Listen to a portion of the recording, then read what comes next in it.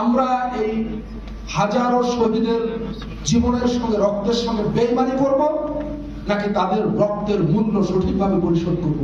এটা আমাদের প্রত্যেকের, আপনাদের আমাদের প্রত্যেকের ব্যক্তিগত দায়ের বিষয়।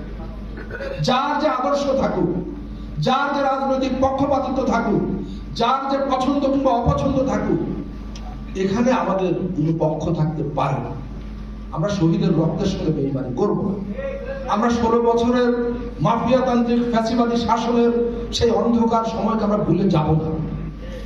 আমাদের জীবন যতটুকু গেছে, আমাদের পরবর্তী প্রজন্মের জীবন আর কখনোই যাতে এমন অন্ধকারে ডুবে না যায়, ফিরে না যায়, সেটা নিশ্চিত করব না আমরা।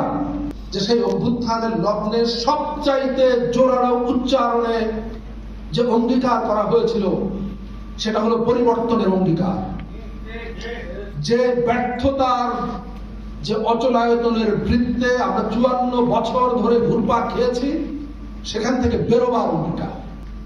এই গণভোট হলো আমাদের পূর্বপুরুষের স্বপ্ন পূরণের গণভোট। আমাদের পূর্বপুরুষেরা 1971 সালে জীবন দিয়ে, রক্ত দিয়ে, এই ভূখণ্ডের সবচাইতে বড় যুদ্ধের মধ্য দিয়ে এই দেশের জন্ম দিয়েছে। এবং সেই জন্ম লগ্নে তারা লিখিতভাবে 3টি আদর্শের কথা ঘোষণা করেছিলেন। কারো দ্বিমত থাকলে সরাসরি বলতে পারেন। 1971 সালের 10ই এপ্রিল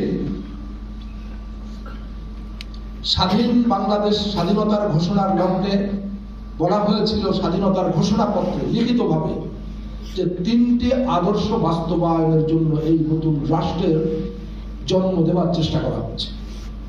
এই যুদ্ধে জয়ী হয়ে যদি আমরা রাষ্ট্র বানাতে পারি, নতুন রাষ্ট্র, সেই রাষ্ট্রের 3টি আদর্শ বাস্তবায়ন করাই আমাদের ঘোষণা।